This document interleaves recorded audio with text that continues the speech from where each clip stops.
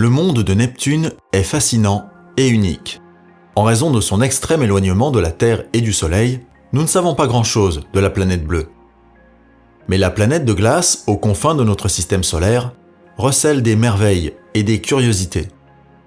Nous avons compilé les 10 faits les plus incroyables sur Neptune.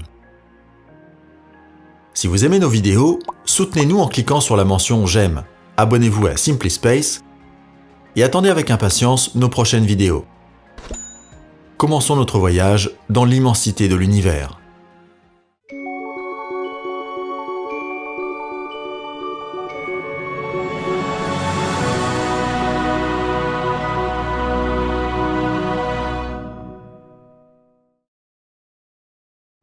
Sa distance du Soleil. En partant du Soleil, Neptune est la 8e planète de notre galaxie. Avec une distance de 4495 millions de kilomètres, c'est aussi la planète de notre système solaire la plus éloignée du Soleil. À propos, depuis 2006 et officiellement, Pluton n'est plus une planète, mais seulement une planète naine.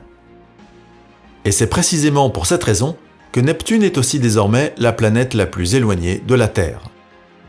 Entre 1979 et 1999, lorsque Pluton était encore considéré comme une planète, sa distance au Soleil était même inférieure à celle de Neptune.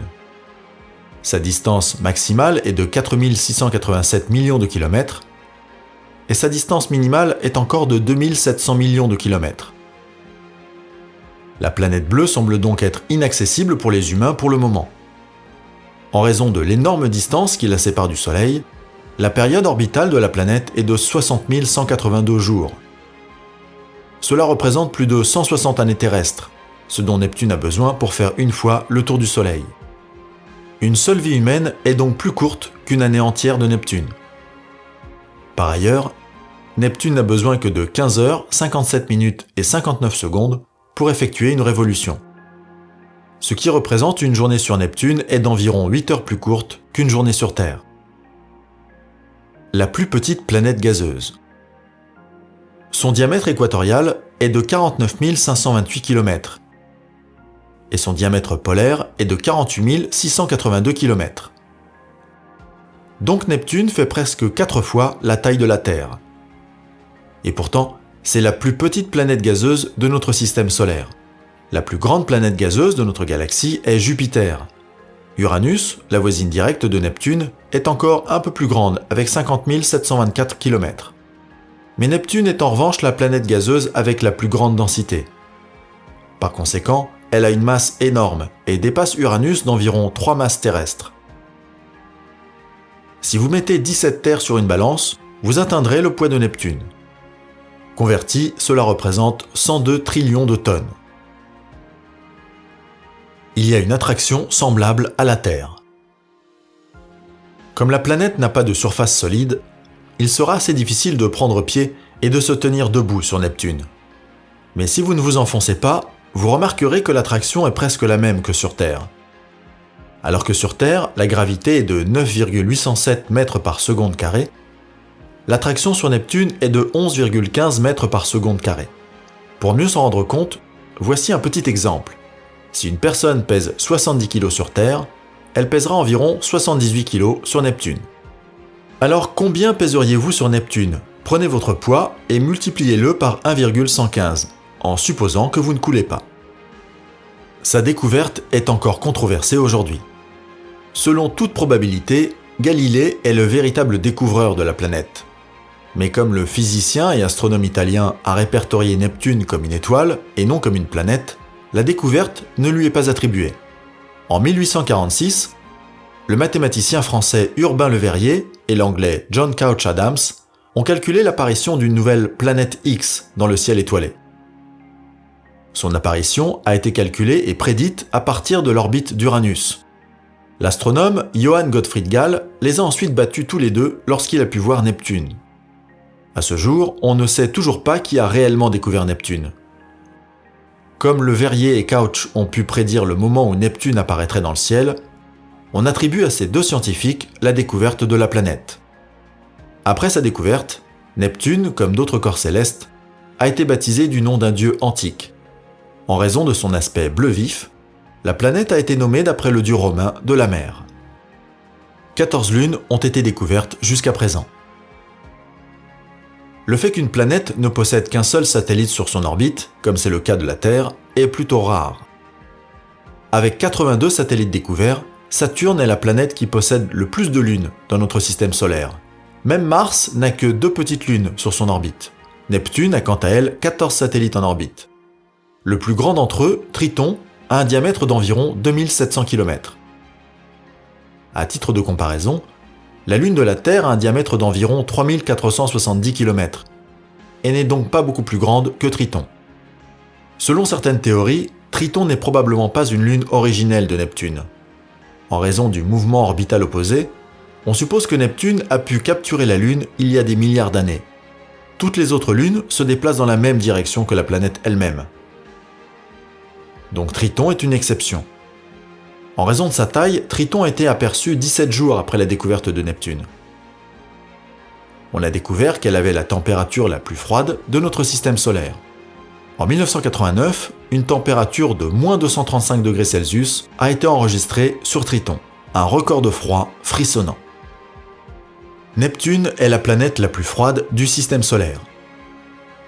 Avec moins 221 degrés Celsius, Neptune atteint des températures extrêmement basses. C'est presque 3 fois plus froid que la température la plus basse jamais enregistrée sur Terre. Une température de moins 89,2 degrés Celsius a été mesurée en 1983 au pôle de l'Antarctique, à une altitude de 3420 mètres. Bien sûr, il ne faut pas oublier que la distance au Soleil est beaucoup plus courte pour nous. Il faut 4 heures pour que la lumière du Soleil atteigne la planète gazeuse glacée. Les rayons du Soleil atteignent la Terre après seulement 8 minutes environ. L'origine de la vie ou l'apparition de formes de vie est presque impossible sur Neptune, uniquement en raison des températures incroyablement basses.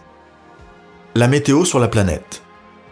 Sur Terre, les tornades ont déjà atteint des vitesses allant jusqu'à 500 km/h. Donc, si vous avez toujours peur d'une tornade, vous n'aimerez pas beaucoup le temps qu'il fait sur Neptune. Des vents allant jusqu'à 2100 km/h ont pu être mesurés sur la planète gazeuse. Mais comment des tempêtes aussi rapides se développent-elles ? Il est supposé que les gaz liquides, combinés aux températures extrêmement basses, garantissent une résistance à l'air et une friction incroyablement faible. Ce phénomène permet à des vents aussi puissants de se développer dans l'atmosphère de la planète glacée. Sur Neptune, on trouve les grandes taches sombres, où les tempêtes peuvent persister pendant des mois. Une saison sur Neptune dure environ 40 ans. Comme pour la Terre, le temps est également d'un quart d'année. Une seule année sur Neptune correspond à 165 années terrestres. Neptune possède un système d'anneaux. Ce n'est pas Saturne uniquement qui est en possession de ceintures d'astéroïdes. Neptune a également ses propres anneaux. Ce fait n'est pas très connu. Ceci est principalement dû à la faible visibilité des anneaux. Pour cette raison, ils n'ont été découverts que dans les années 70. Les anneaux ont été nommés d'après les découvreurs de la planète. Le Verrier, Gall, Lassell, Arago et Adams. Les anneaux sont constitués de particules de poussière microscopiques ainsi que de petits morceaux de roche. Les scientifiques soupçonnent que les anneaux sont plus jeunes que la planète elle-même. Leur formation pourrait s'expliquer par plusieurs impacts de météorites sur plusieurs millions d'années. La composition de la planète. Bien que Neptune soit une planète gazeuse, son noyau est constitué de métal et de roches solides. Le noyau est entouré d'une enveloppe de roches, d'ammoniac, d'eau et de méthane. L'atmosphère de la géante de glace se compose principalement d'hydrogène et d'hélium. Neptune doit sa couleur bleu vif au méthane présent dans son atmosphère.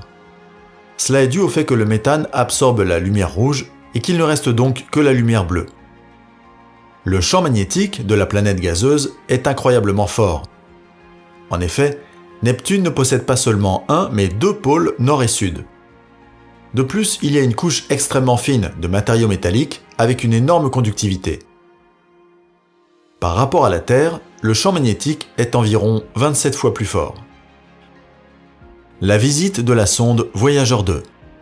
Dès 1977, Voyager 2 a été lancé depuis la Terre et a entamé son voyage à travers notre système solaire. 12 ans plus tard, la sonde a atteint la planète le 25 août 1989 et a pris ses premières photos à une distance de 3000 km. La sonde a examiné non seulement l'atmosphère, mais aussi les anneaux, le champ magnétique, et s'est intéressée de plus près à Triton. L'existence des anneaux pourrait être prouvée par les seules images de la sonde. De plus, la taille de Triton n'a été mesurée exactement qu'avec les instruments de Voyager 2. Celle-ci reste la seule sonde à avoir fait le voyage vers Neptune jusqu'à présent. La prochaine mission. En 2003 déjà, la NASA réfléchissait à une nouvelle mission. À l'instar de la mission vers Saturne, une sonde comme Cassini-Huygens devrait être construite et envoyée pour étudier Neptune et ses lunes. Le lancement était prévu pour 2016 avec une arrivée estimée en 2030, mais aucune nouvelle information n'est apparue sur ce projet depuis des années.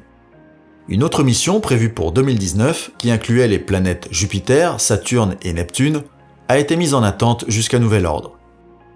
Quand et si une autre visite aux confins du système solaire est prévue, nous ne le savons malheureusement pas.